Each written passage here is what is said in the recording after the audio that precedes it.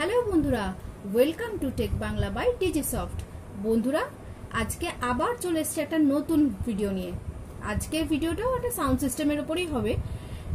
ভিডিওটি শো হবে how to make a good quality stereo amplifier for home, মানে বাড়ির জন্য একটা দুর্দান্ত কোয়ালিটির একটা স্টিরিও অ্যাম্পলিফায়ার কিভাবে বানাতে হবে এবং তার কি কি কম্পোনেন্টস বা কি কি সামগ্রী লাগে সেই ব্যাপারে স্যার আমাদের বলে দেবেন। বন্ধুরা, ভিডিওটি শেষ পর্যন্ত দেখবেন, স্কিপ না করে দেখবেন এবং ভালো লাগলে একটা লাইক করে দেবেন এবং সাবস্ক্রাইব করে আমাদের পাশে থাকবেন। কার বন্ধুরা নিশ্চয়ই ভালো আছেন, অবশ্যই আপনারা ভালো থাকবেন। আমাদের পৃথিবী সবাই ভালো থাকুক। আপনাদের বাবা মাকে শ্রদ্ধা করুন। ভগবান বলে কে আছে আমরা এখনো পর্যন্ত প্রমাণ করতে পারিনি, এই তর্ক বহুদূর, কিন্তু বাবা মাই হচ্ছে আসল ভগবান। আর ছোটদেরকে অবশ্যই ভালোবাসবেন, ফুল ভালোবাসবেন, গাছপালা ভালোবাসবেন। অক্সিজেনের দরকার। খালি প্রত্যেকের বাড়িতে এসি লাগিয়ে যে কি অবস্থা হচ্ছে এবছর তার প্রমাণ দিয়ে গেছে। আপনারা প্রত্যেকে একটা করে আমার অনুরোধ থাকলো, আপনারা আমার এই ভিডিও দেখে বা আমি শিক্ষা কি দিচ্ছি আপনারা কতটা নিতে পাচ্ছেন কি না পাচ্ছেন আপনারা তো কমেন্টসে জানাচ্ছেন, আমি খুব তাতে ধন্য। কিন্তু আমার একটা বিনীত অনুরোধ, আপনারা প্রত্যেকে একটা করে প্লিজ গাছ লাগান, গাছ লাগান, গাছ লাগান। সাবস্ক্রাইব করবেন কি করবেন না সেটা আপনার একদম ব্যক্তিগত ব্যাপার, কিন্তু আমার ব্যক্তিগত ব্যাপার আপনাদের ব্যক্তিগত ব্যাপারের ওপরে চাপিয়ে দিয়ে বলছি, হাত জোড়ো করে বলছি, একটা করে গাছ লাগানো অন্তত বিনীত অনুরোধ, একটা করে গাছ লাগান। যাক, ভিডিও না বাড়িয়ে এবারে আমরা আসল সত্য ঘটনায় আসছি। আজকের ভিডিওটা মূলত তাদেরই জন্য যেনারা হচ্ছে সাউন্ড লাভার, সাউন্ড ভালোবাসেন। আজকের আমার এত বছরের অভিজ্ঞতায় আমি বিভিন্ন ভদ্র মহাশয়কে দেখেছি, ভদ্র মহিলাদেরও দেখেছি, তারা সাউন্ড পাগল, মানে সাউন্ড লাভার। মানে সেই আগেকার দিনের গান, এখনকার দিনে তারা সব গান শোনেন। সব গান শোনার পরে তারা একটা জায়গায় আসেন, তারা রেকর্ড প্লেয়ার শোনেন, তারা ক্যাসেট শোনেন, তারা ব্লুরে শোনেন, তারা ডিভিডি শোনেন। তো তাদের অনেক অনুরোধে আমি অনেক সেটই তাদের বাড়িতে বাড়িতে বা মানে আমার তৈরি সেট তাদের বাড়িতে বাড়িতে বাজছে। তো আজকের এক ভদ্রলোক আমাকে বলেছিলেন যে এরকম একটা অ্যাম্পলিফায়ার, উনি আমার ভিডিও দেখেন এবং বলেছিলেন একটা, উনি কাস্টমাইজ করে বলেছিলেন যে এরকম একটা অ্যাম্পলিফায়ার আমার দরকার। ওনার দীঘাতে হোটেল আছে, ভদ্রলোকের নাম আমি বলতে চাইছি না, তবে ভদ্রলোককে আমি অনুরোধ করব যে আপনি আমার এই ভিডিওটি দেখবেন, আপনার সেট কেমনভাবে তৈরি হয়েছে। যাক গিয়ে এবার আসল কথায় আসছি। আমি একটি সেট বানিয়েছি, দেখুন ক্যাবিনেটটা কেমন দেখতে। আচ্ছা, এটা বেসিক্যালি একটা 2.1 তৈরি করা যাবে, কিন্তু আমি এটা পিওর একটা স্টিরিও বানিয়েছি, স্টিরিও অ্যাম্পলিফায়ার। ভেতরেও দেখাচ্ছি কি বানিয়েছি না বানিয়েছি। এটা হচ্ছে বেস, এইটা হচ্ছে ট্রিবল, আর এখানে যে ফ্রন্ট লেখা আছে এটা ফ্রন্ট না, এখানে মিড রেখেছি মিডটাকে কন্ট্রোল করার জন্য। আর এখানে হচ্ছে টগল সুইচ, ডিভিডি, টিভি, তারপরে হচ্ছে আপনার এই মডিউলের জন্য ইউএসবি মডিউল। এটা পাওয়ার অন অফ সুইচ, এটা ভলিউম কন্ট্রোল। আচ্ছা, এইবারে আসছি ভেতরে।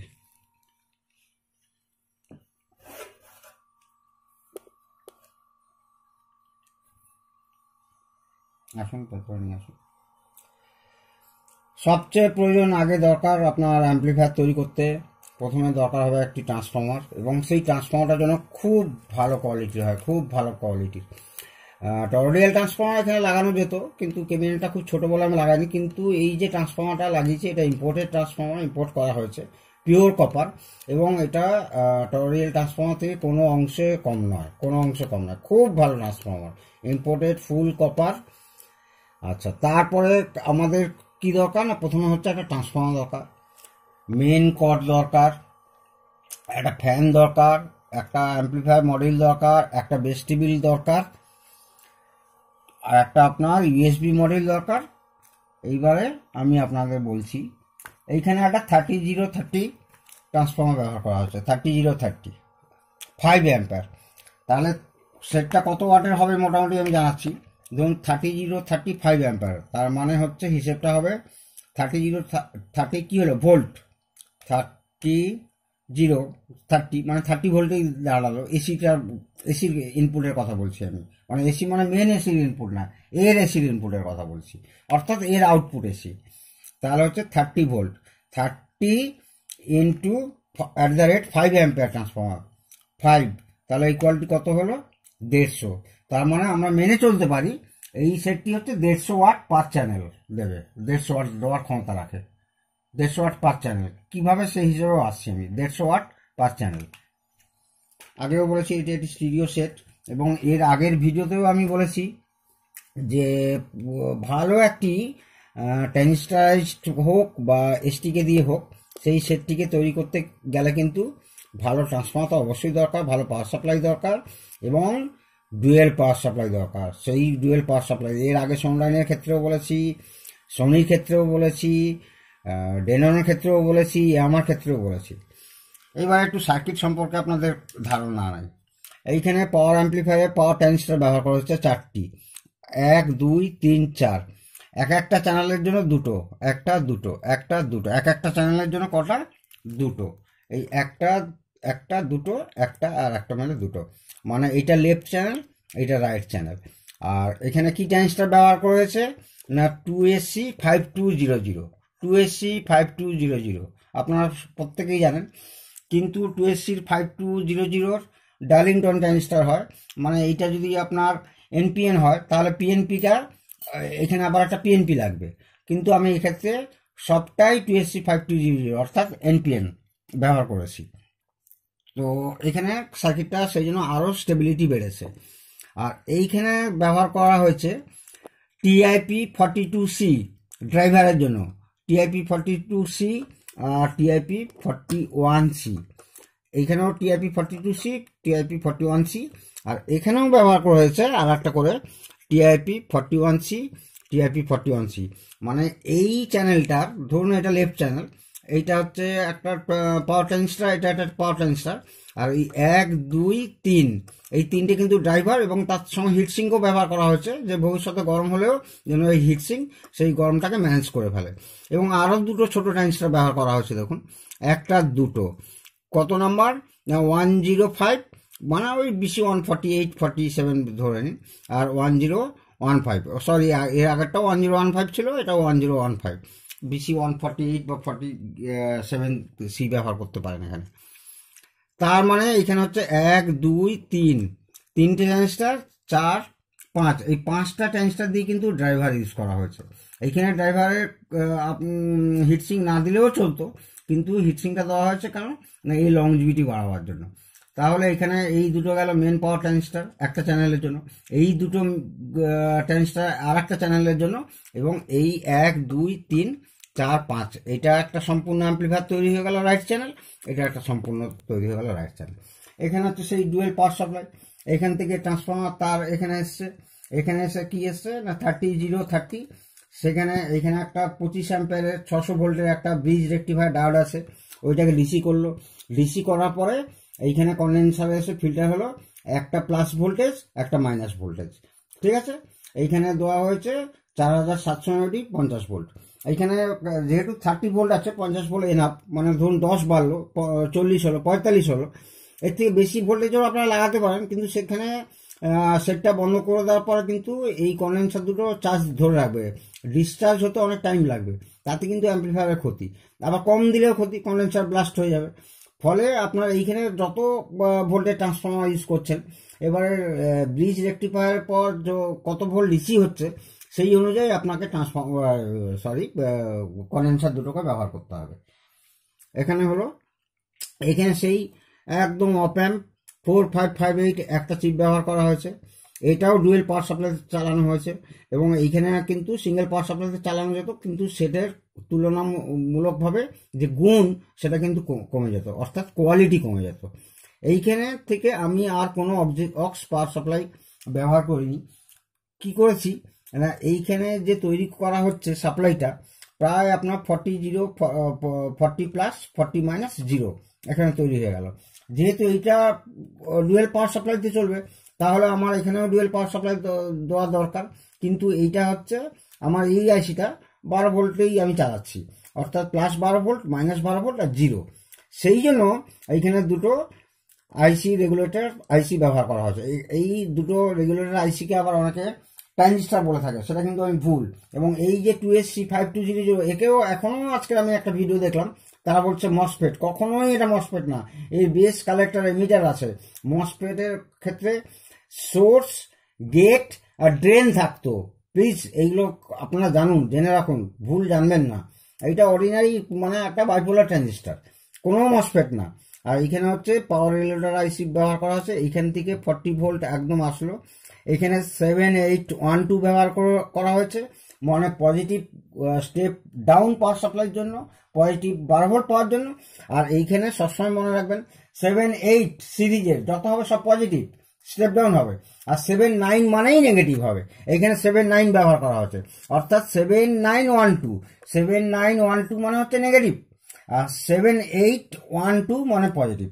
7912 নেগেটিভ পাওয়ার সাপ্লাই হয়ে গেল আমার এখানে আইসির জন্য, এই সার্কিটের জন্য। 7812 পজিটিভ পাওয়ার সাপ্লাই হয়ে গেল আমার জন্য। গ্রাউন্ড তো কমনই থাকবে। তাহলে আমার এই সার্কিটে আমার plus 12 volt minus 12 volt through regulator chip দিয়ে আইসি দিয়ে আমি এখানে ইনজেক্ট করে দিলাম। আমার এখানে আর অন্য কোনো পাওয়ার সাপ্লাই নেওয়ার দরকার হলো না, একই পাওয়ার সাপ্লাইতে। এইখানে থেকে যে মেন পাওয়ার সাপ্লাই এখানে আসছে, এইখান থেকে এই পাওয়ার সাপ্লাই এই তার দিয়ে নিয়ে গিয়ে দুটো পাওয়ার রেগুলেটর চিপ দিয়ে আবার এখানে স্টেপ ডাউন করিয়ে এই বাস টিভির সার্কিটটিকে, এবং এই বাস টিভির সার্কিটটি যথেষ্ট ভালো, খুব ভালো। আর এখানে দুটো পাওয়ার রেগুলেটর চিপ ব্যবহার করেছি। একটা হচ্ছে আমাদের, আপনারা সবাই জানেন যে ইউএসবি যে মডিউলটা সাধারণত এটা 5 ভোল্টেই চলে, সাধারণত 5 ভোল্টেই চলে। সেই 5 ভোল্টের জন্য এখানে একটা 7812 ব্যবহার করেছে, 7805 ইউজ করেছে, 7805 5 ভোল্টের জন্য। আর এইখানে এই ফ্যানটিকে চালাবার জন্য আমি কোনো সেন্সার ইউজ করিনি, ডাইরেক্টলি সবসময় চলবে, কিন্তু হাই স্পিড ফ্যান ইউজ করিনি, লো স্পিডই ফ্যান ইউজ করেছি। সেইখানে তার জন্য এইখানে ইউজ করেছি 7812 ফর 12 ভোল্ট ফর ফ্যান।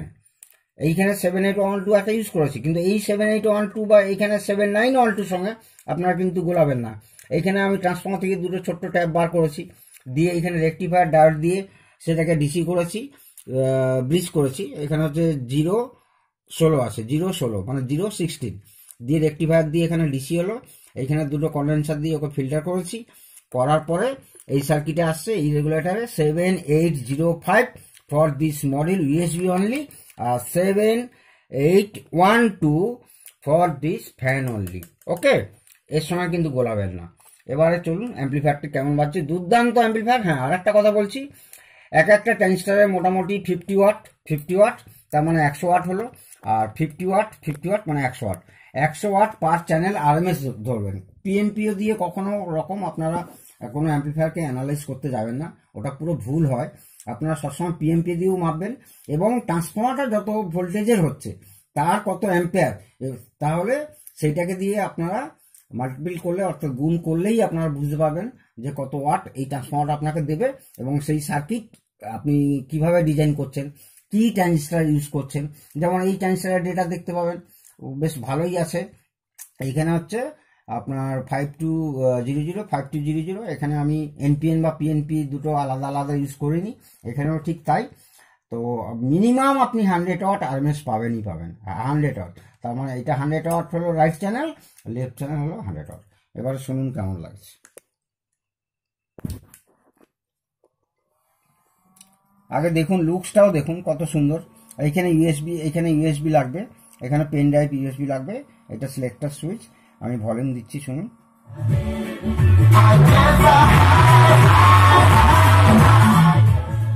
দেখুন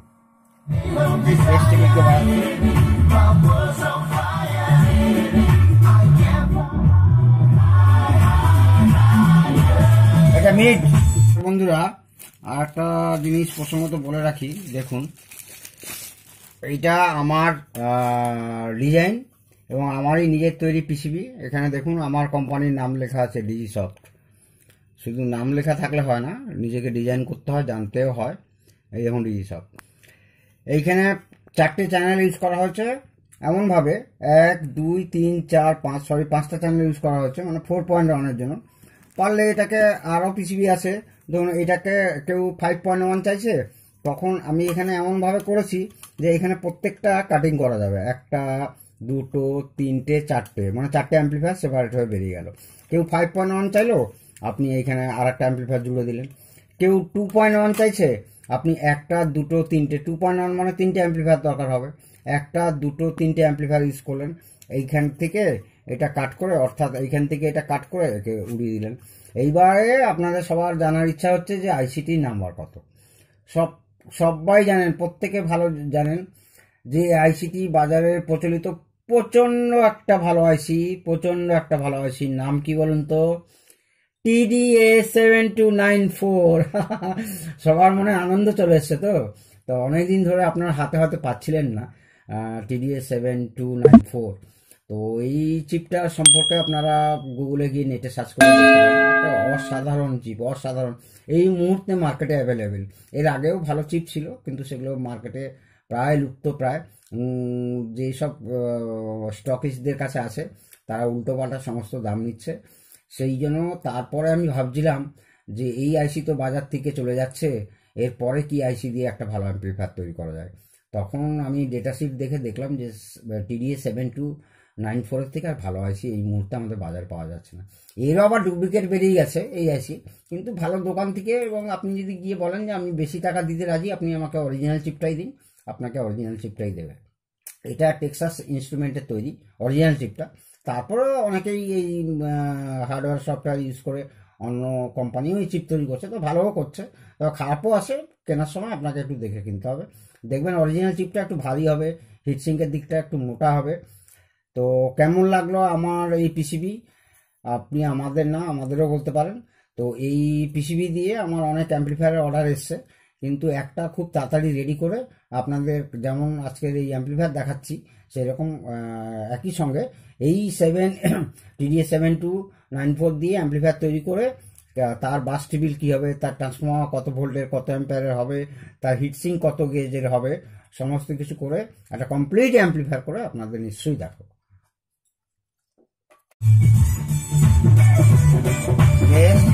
সিলেক্টর যাকে আপনাদের কারো ভালো লাগলে আমাকে কমেন্টসে জানাবেন। কারোর যদি আপনাদের বানাতে ইচ্ছাও করে, আপনারা নিজেরাও বানাতে পারেন, আমার কাছেও বানাতে পারেন, সেটা আপনাদের ডিসিশন।